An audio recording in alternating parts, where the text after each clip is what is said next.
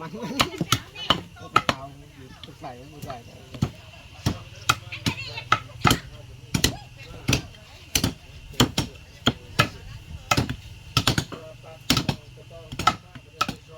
ล่มงัวเตรียมงานต้อนรับแขกงานป่าเนาะ2 ตัววาดนี่ตัวหนึ่งพอดีรวม3 ตัว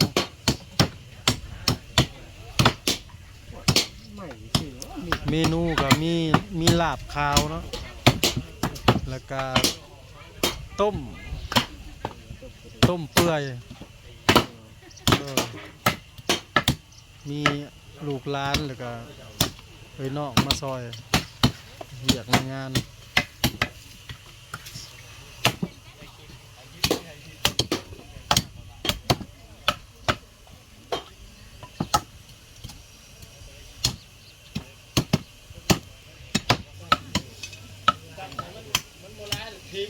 เฮ้อ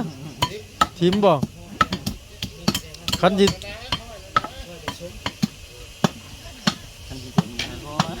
บ่ที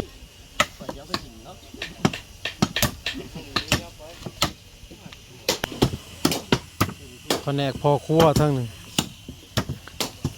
เบิ้งมาปัจจุบันร้อยใส่เลยหางข้างหน้าแผนกแม่ครัวต้มลวก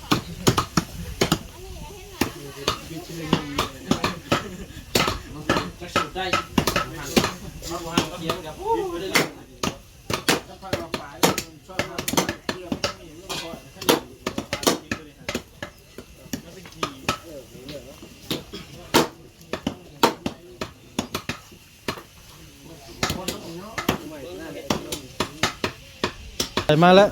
มีดนะเรียบร้อยเอาอ้ายเฮาให้เกียรติโตอ้ายนี่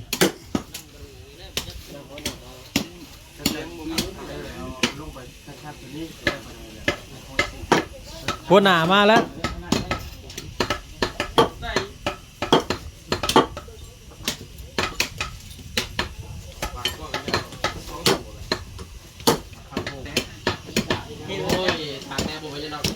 แต่ละบ้านนะมีการมีงานหรือมีล่ม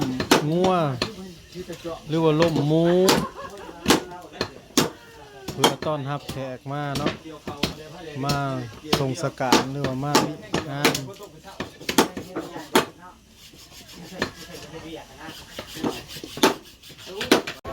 หลังมากินทานโอ้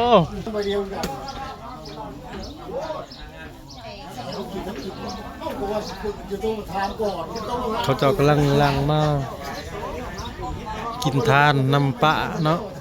จุ่มเฮาก็เฮ็ดอยู่ครัวกินหรือว่าล่มงัวก็2 ตัว 3 ตัวเพื่อต้อนรับแขกมาในงานเนาะงานศพ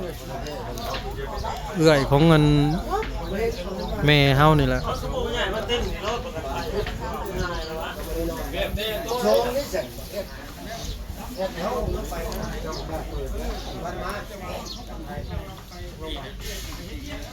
าส่งบุญไปส่งอะไรกันนะครับต่อมา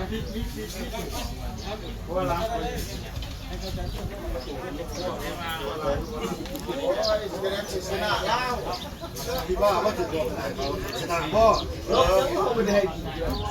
มาเสียงไข่พิธีบูฮานเสียงไข่บอลอยู่ใหม่ป้าเนาะไข่ตัวเดียวกันเป็นลุ่มสำลุ่ม ถ้าเบิ่งแล้วลองเบิ่งนี่เฮาก็บ่ทันเห็นจักเทื่อนะเห็นแต่ในคลิปเขาเจ้าตกลงบ่แตกว่าซั่นเบิ่งนานบ่ได้แตกเด้ออยู่ในไสอยู่นี่บ่เรียบร้อยเพิ่นบ่อยากให้ลูกหลานทางเพิ่นเฮ็ดมองแปนเลยก่อนอยู่ใหม่แล้วบ้านนี่นะเขาเจ้าผู้เคยโยนตลอดนี่หันกระบักถิ่มโวยหันหนาจะคล้องวี่ขึ้นไปตกลงมากิ้งคลุยอยู่ให้ถึงหน้าไม้อันนี้บาทหนึ่งบ่แตกเด้อพี่น้อง บาทซองเรียบร้อย แต่ได้ บอลอยู่ใหม่ นี่ของมันแม่ซีฮาลานนี่ก็3เทื่อบ่เคยเห็นนี่แต่ไปอยู่ภายในชูน โอ้หัวน้ำสางมันบกเนาะไม้เลี้ยงล้ำเนี่ยแต่ว่าทางไทยจะเกิดไม้อย่างกองพรนี่วะกองพรต้องจูดแล้ว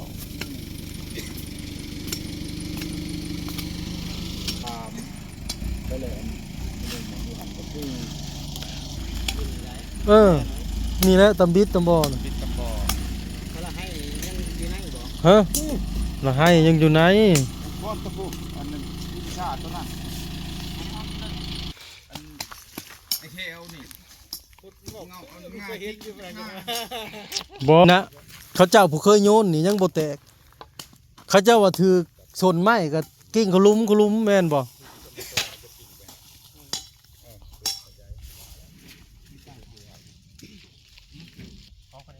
ไม้เขาเจ้าเองเด้อพี่น้องแล้วก็ทั้งเงินโฮงศพพวกศพ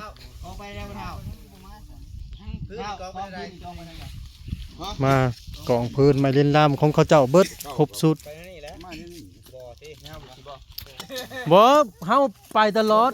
เฮาไปน้ำพวกบ้านเขาเจ้า คิดแบบเดียว ฝึก ตามบ้านบ่ บ่คือแต่ละ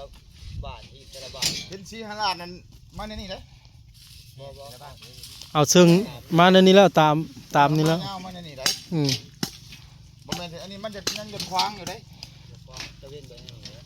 นี่นะมันจะขวางแต่เว้นมันขึ้นทั้งที่มันจะมาในนี้มาในนี้มันบ่ได้ขวางมัน ชุมชนนี้เสียมยังมีเรียบร้อยมาขุดหน่อยเนาะ บ่ได้ใช้รัก เอ้า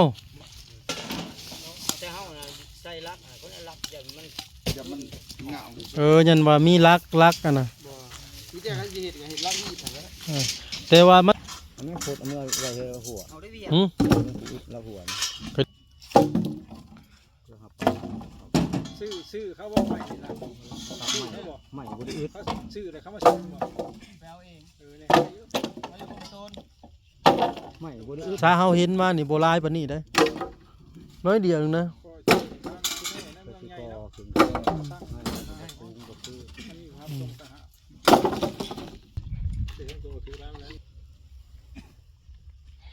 คนก่อนจังน้อย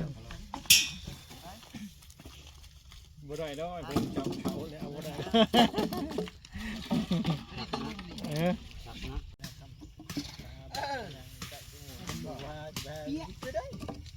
นอนอยู่นะคิดเลยเอาเลยเมื่อตัดไม่ห้องมันนี่ต้องไม่น้อยเนาะตัด ทีมงานมีแต่วัยรุ่น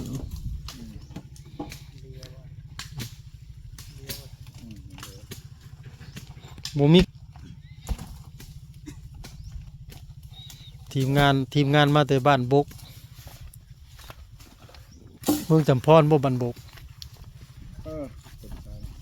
มคือ แม่เฒ่าตายลูกเคยทหักก็ได้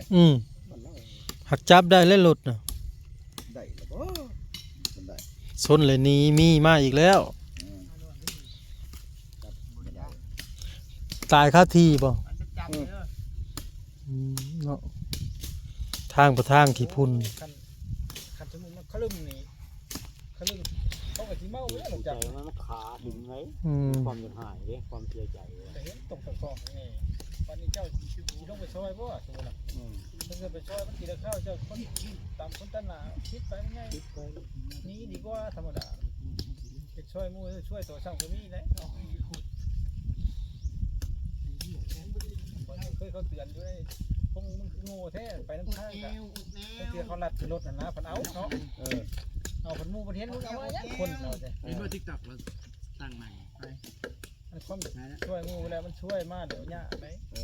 ว่ากินชักบ้าผัดต้มชักบ้าเขาโทษได้ เขาจะตอกตะปูข้างในนะตอกตะปูใส่ข้างในได้ผมมึงแน่นอน ไม่ได้พูดว่าแต่หู ไปถ่าย